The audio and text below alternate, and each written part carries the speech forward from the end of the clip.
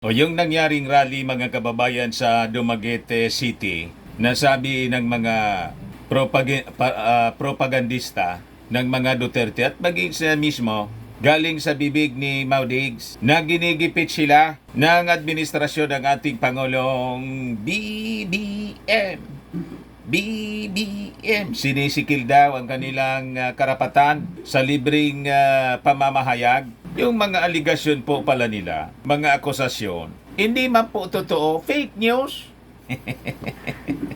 Katulad mga kababayan ng mismong issue na ginagamit para gatungan po ang mga mamamayang Pilipino, yung defend the flag, defend the Constitution na sinasabi ni Maudig sa kanyang speech, gustong baguhin, i-extend yung term of office ng ating Pangulo at saka Vice Presidente and other officials ng ating gobyerno.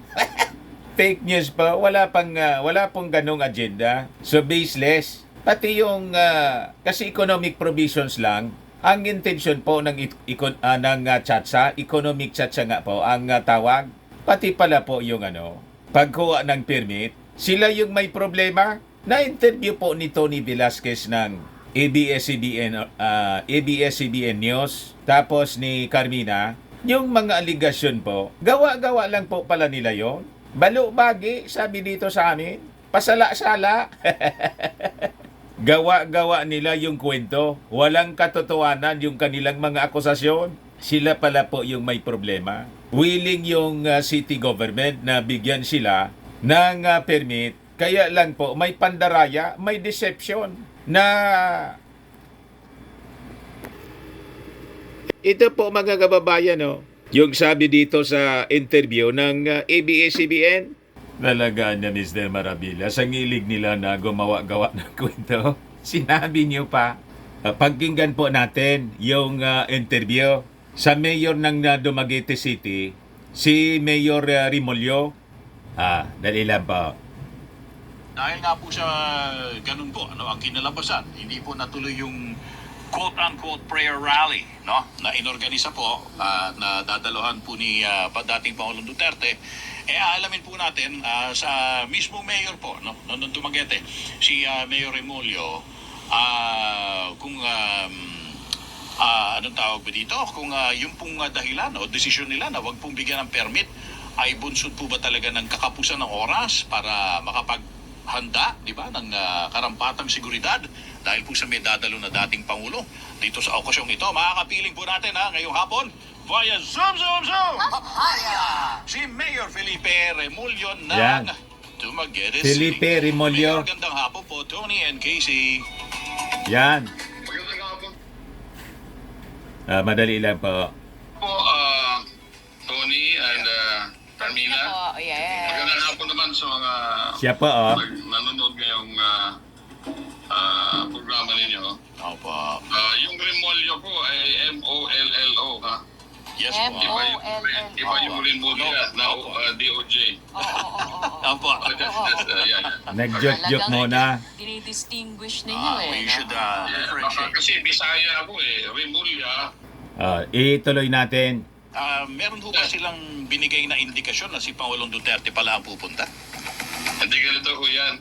Yung lugar namin sa Dumaguete, yung Pantawan, it is a public park na very conducive to all kinds of activities, including prayer rallies. No? Okay. We could say that twice a month, merong mga applications dyan for prayer rallies na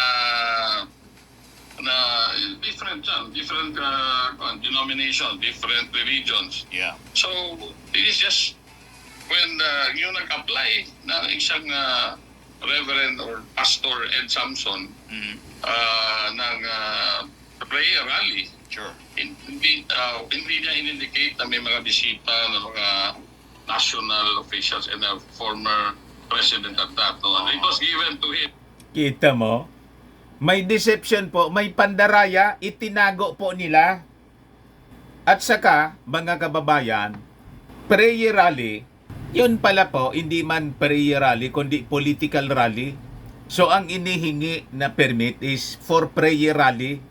na-discover ng city, hindi man prayer rally. At sabi nga po, in the course of interview ni Tony Velasquez, nang panoorin mga kababayan nila yung isinagawang rally doon, kasi itinuloy pa rin. Doon na po sa Freedom Park ginawa. Sa province na po, hindi pag-aari ng city government ng Dumaguete. Wala man pong ginawang prayer po. Walang nag-pray. Walang prayer. Ang marinig mo doon, pagmumura. Political rally. Mga kababayan, sabi mismo ni Mayor Remolyo. So, pinagluloko sila ng coordinator. Reverend pa naman.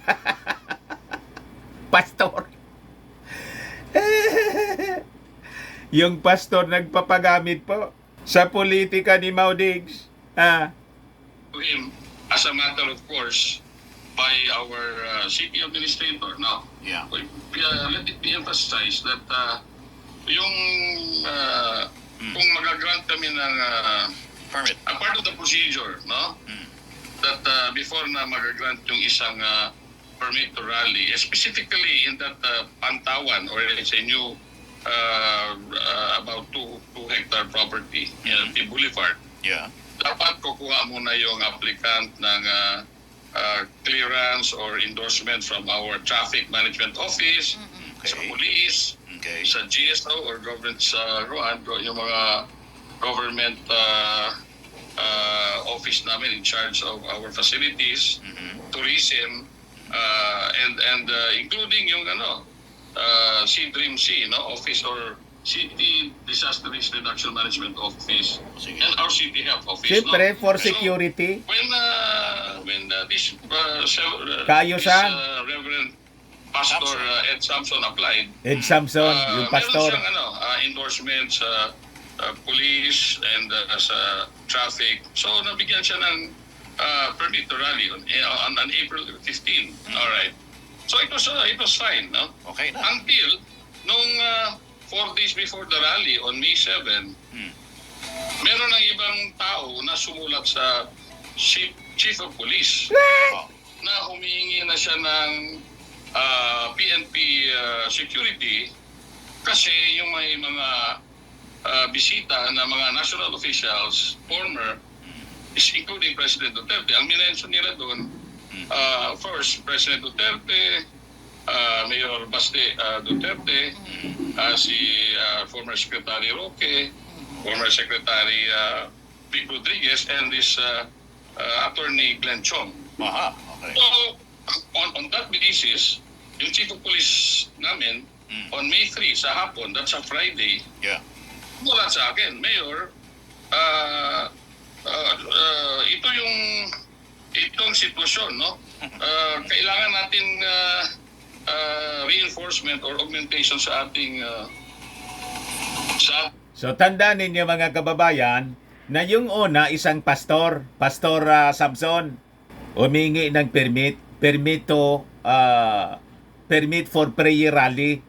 Ang susunod nang ibinigay, grinant yung permit, may pumunta mga kababayan sa Office of the Mayor, kay Mayor Remolyo, iba naman po, ibang tao na naman, at humingi ng security, mga kababayan, kasi pupunta daw mga kilalang tao.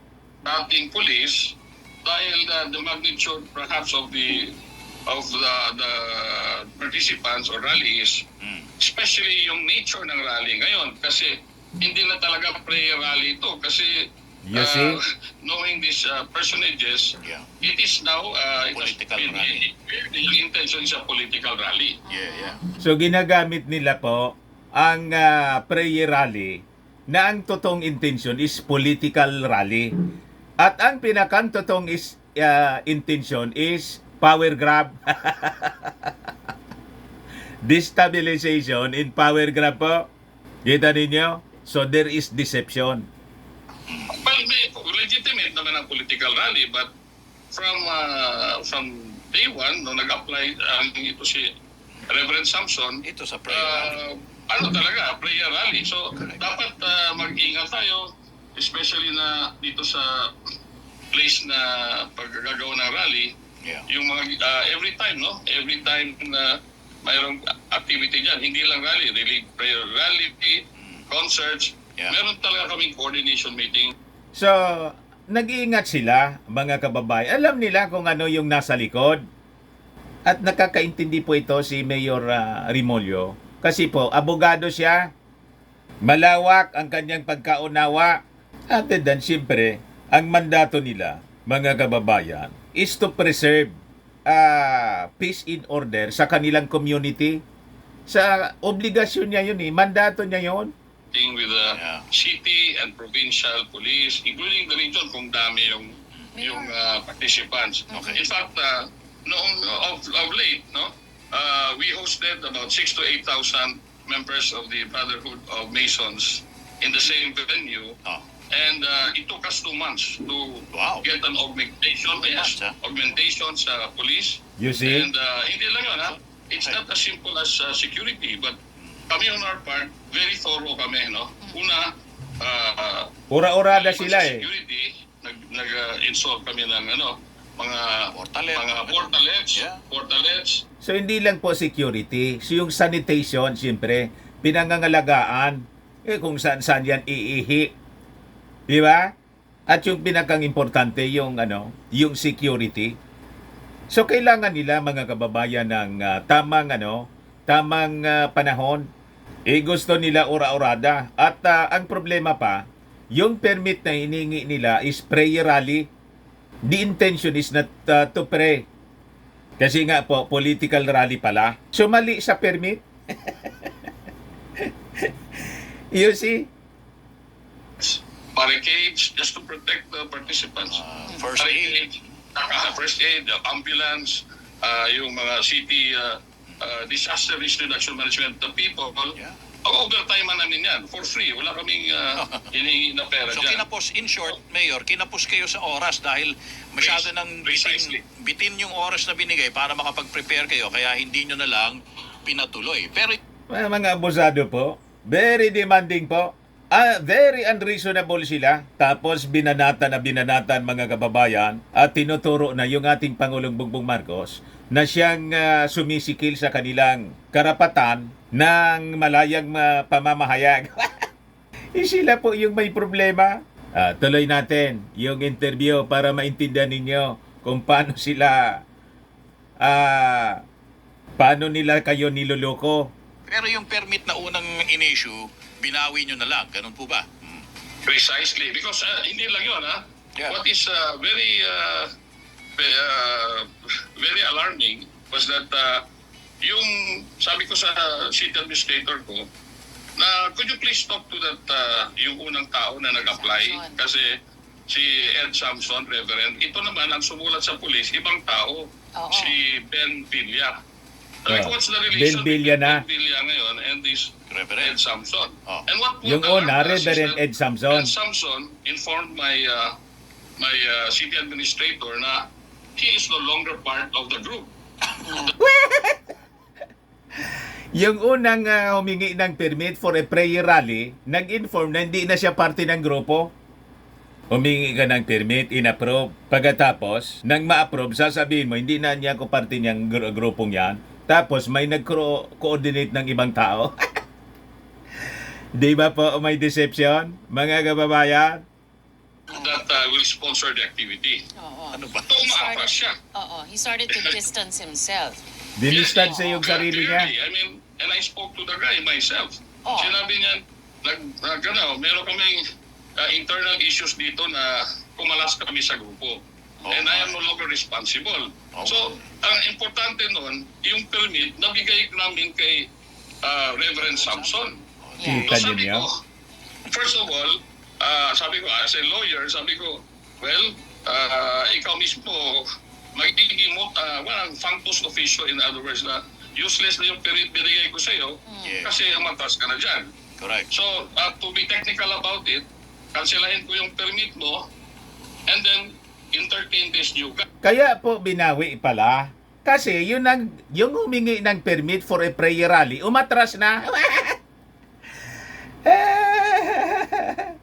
So, ang may problema po, yung organizer mismo. Sila. Malaman parte ng kanilang strategy para po kung may mangyari, libre sila sa pananagutan. Yung responsibility and accountability po. Nakita ninyo yung deception na ginagawa po nila? New guy. Now, so this new guy, on Saturday, the following day, nag-text sila sa akin na, can we meet with you, Mayor? So, Saturday, I obliged them. Aha. Ibita ko sila sa City Hall. And four of them, sinabi nila, pinakonfirm ko, is it true that this Reverend Frank Samson is no longer part of your group?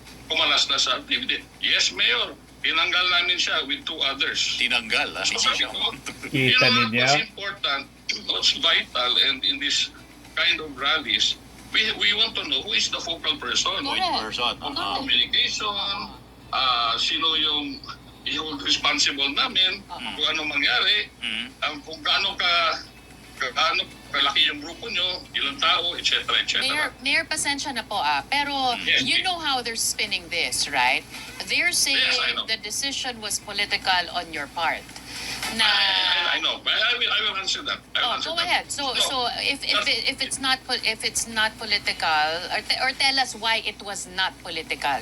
Okay, yun lang. The facts are very important. So the facts are, so yung second group, sinabi ko, could you please, are you willing to apply a permit in your names?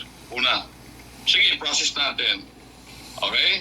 Now, what can you say now? Sabi ko, what can you say now about your application for security reinforcement to secure sila ang nag-apply, the new group was the one who applied for this guy, Ben Billy, applied for the police assistance. Sabi ko, if you were the mayor, what will you do? The police says, hindi namin, given the 3 days, 4 days before the event, magkailangan pa namin ng coordination meeting. Itong mga activities namin, the real. Kita ninyo kung gaano sila kasinungaling? Ang sinisisi nila, mga kababayan, yung national government, mismo yung ating Pangulong Bongbong Marcos. Kasi daw ginigipit yung kanilang pagtitipon, malayang pamamahayag. Sila pala yung may problema po. Kung bakit nangyari yung ganon. Talaga niya, Mr. Maravilla. Sanay sila sa paggawa-gawa ng kwento. Prayer rally mismo, kailangan nag-coordination meeting kami. Ito ngayon politically charged na ito. But we're willing to accommodate you. So sabi ko, you choose. Are you willing to apply?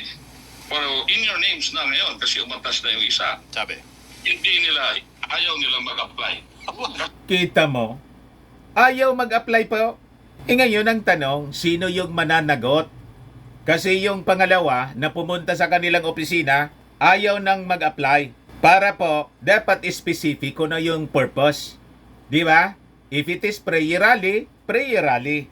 If it is a political rally, naka-indicate dapat doon, it's a political rally.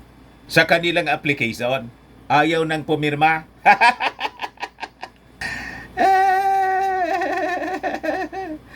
Booking kayo ngayon. Kasi they will inherit now the Responsibility. Sabi ko sa inyo, special power of attorney ninyo na itong grantee namin ng permit, ipapasa namin sa inyo. Oh. Wala. Working already as a lawyer now, no? And also as a mayor. Oo. Sabi niya, hindi kami a-apply. Yung kami dyan, kukunin namin yung permit na ibigay nyo doon sa isa. Ay, ganun. Pasala-sala po. Itong sinasabi nyo, mas politically charged ito. Ay, So, nako.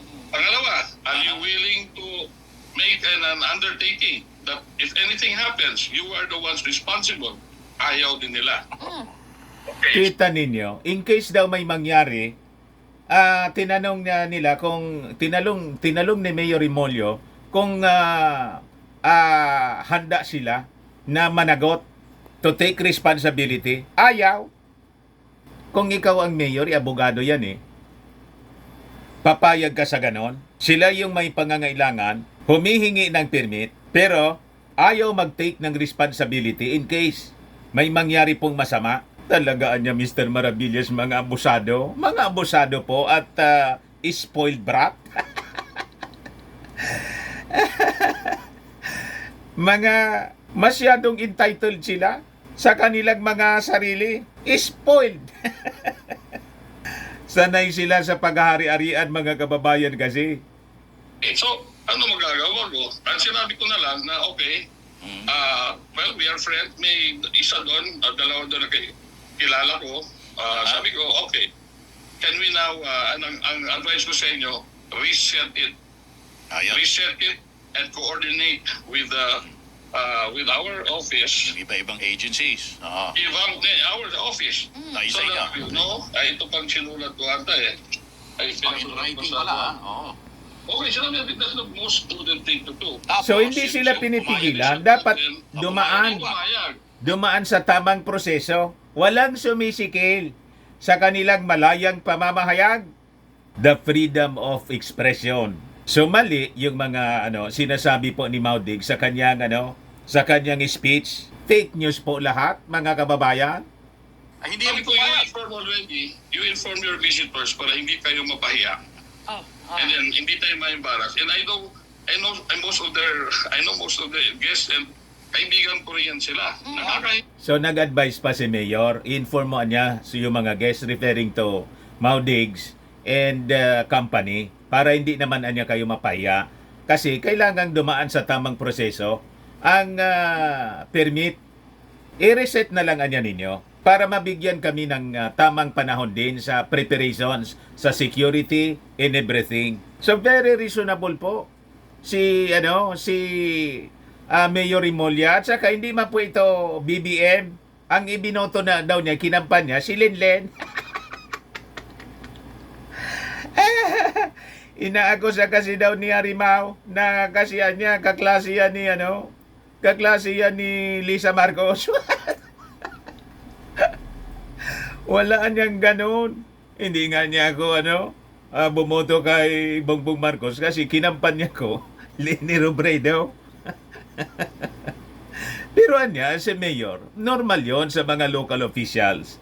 Pag kung sinong nanalong Pangulo, ayun ang dapat na sinusupport natin. Yan po paliwanag ni Remulla. Okay. Remulyo.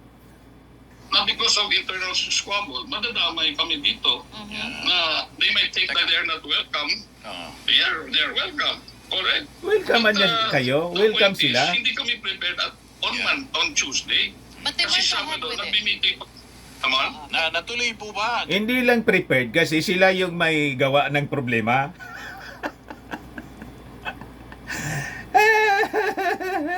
Ginawa din yung rally pero sa ibang lugar na lang po. Yes, ganito yung nangyari. So, ganito. So, sinabi nila, maghanap na lang kami ng ibang lugar. Okay. So, ganun. So, may mga announcement na sila.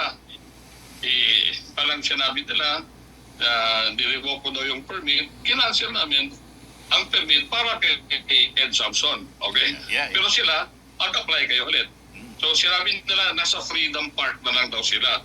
The Freedom Park, it's not the property of the city, but exclusive property of the provincial government. Okay. So, nandun na sila. Okay. Sabi ko, so everybody, they were already announcing sa social media na Freedom Park sila. Now, less than 24 hours from last night, or on May 6 at 5:09, May 6, the day before, wala na sanang trabaho, but nag-overtime ako dito. Sumulat na naman sila. Mayor, pwede kami mag-apply naman dito. Sa Freedom Park. Mag-apply, merong sulat ako. Another, yung same group na, itong grupo na bago siya. Tama ka, Mayor, mag-apply na kami, please, granta. Sabi ko,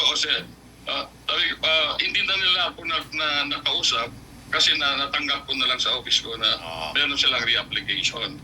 Now, if you apply, okay, for a permit, at the same venue, sinabi ko sa sarili ko, then they have to process. Madali lang. Pupunta na kailangan sila sa police, Correct. sa traffic. Ang sabi ng police ko, kung hindi nga natin kaya for this before, 1 day pa. lalo na itong less than 24 hours. Kita mo na. Doesn't make sense. Tama. Pero napapaya kasi ang Hindi nag-reapply sila. Gahol nang masyado sa panahon, hindi anya, sabi ng pulisya daw, hindi nga anya natin kaya for 1 week. Pagkatapos, days na lang ito, a day before nga a day before na nga lang kasi May 6 na, May 7 yon, di ba? So yun pala mga kababayan yung nangyari. Local organizers without, with due respect to our guests, no, the visitors who came all the way from different places that came here. Okay. Talaga yun talagang nangyari na napahiya ata sila sa mga guests nila, pinuloy na nila. Na But maski then Mayor, sorry walang to cut you permiso. there. Sorry to cut you there, Mayor. But I don't know if you heard it. Yes, please. Yes, please. But I watched Yeah. the rally on YouTube last night, no? Ang sinasabi nila, hindi naman daw nila kailangan ng permit. Kaya yun nga ang sinabi. Dahil- Freedom Park daw. Ang konstitusyon mismo ang kanilang permit, Okay. Mayor. Okay. Yeah, okay. Masyadong I'll entitled answer po. that. Meron kaming Freedom Park Hmm. na sa province, hindi sa akin, hindi sa city. They thought that because it was established as a Freedom Park, they don't need a mayor's permit, but they need a permission from the governor or the provincial administrator kung available ba yung lugar. So may permiso pa rin, but hindi na yung permit to rally. That's true. So hindi naman sila humingi sa akin permit to rally at Freedom Park. Humingi sila permit sa akin doon sa city's a facility Yeah. na hindi naman ang prognosis nila. So I thought, napupunta din sila doon sa Freedom Park. Eh, pumunta sila and hindi sila doon sila sa periphery lang, hindi sila talaga Yeah. nag-rally doon, nag-media, Aha. kung ano sila, Oo. conference or what not. Hmm. And nagmarcha sila dito sa City's Quezon Park Ayun. na inakuha naman namin. Okay?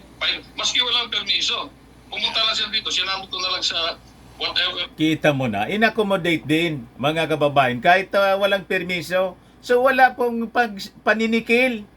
Willing naman sila na pagbigyan basta't dumaan sa tamang proseso. Sabi po ni Mayor Rimolyo mismo. Forces that we have, limited. O sige, basta peaceful sila. Okay. Ang tinatawag ko ngayong ambush rally eh. Pagpunta nila doon, o sige, Flash they nila. have their own stage. Flash mob. Flash mob. ang Flash, tawag. ano yung flash? Yung mga Flash mob. Flash mob, Yes. Flash mob. Yeah. Nandun sa mga malls. Ambush diba? rally na Ito lang. yan, okay, parang ambush rally. Sige, pabayaan mo. Make sure that everyone's safe. Yeah, that's Whatever forces that we have. Sinecure So, pa rin po ng mga authorities yung available lang po doon kasi hindi mapigilan. Nanggigigil. Gusto nang iupo si Inday. Si Arimaw nga, si Glenn Chong po, ayaw nang i-recognize yung ating Pangulong BBM. Pinare-resign at ang rightful president daw. Sabi ni Harimao, ang totoong dapat na presidente si Inday. Ganon katindi, mga kababayan, ang mga taong ito. Anyway, I'm also thankful na peaceful naman ang rally nila. Sige. Ayaw sumunod sa batas.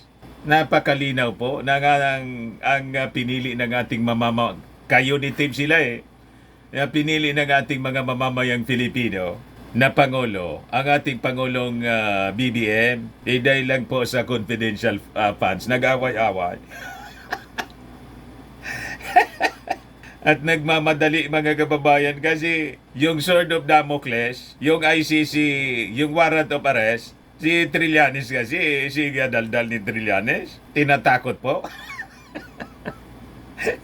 Taranta sila ngayon. Gusto nang sakmalin yung ating Pangulo para iupo si Inday. At hindi mangyaring makapasok yung ICC. At saka para hindi mabulgar po yung pinasok na kompromiso kay CGP. Di ba, mga kababayan?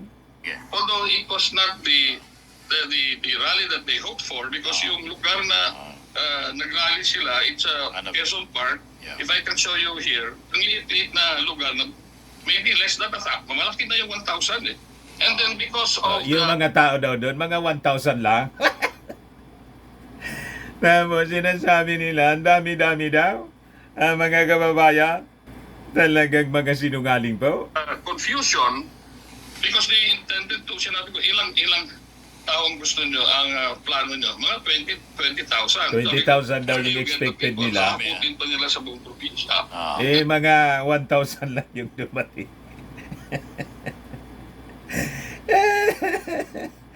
1,000 na lang po ang naniniwala sa inyo.